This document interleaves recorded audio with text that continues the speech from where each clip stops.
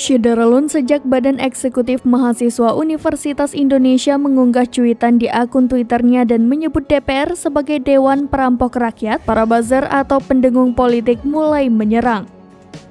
Hal ini diakui oleh Ketua BEM UI Melki Sedek Huang saat dihubungi pada Kamis 23 Maret 2023. Tak hanya itu, kolom komentar akun media sosial BEM UI pun mulai diserang oleh komentar-komentar yang bersifat argumentum ad hominem.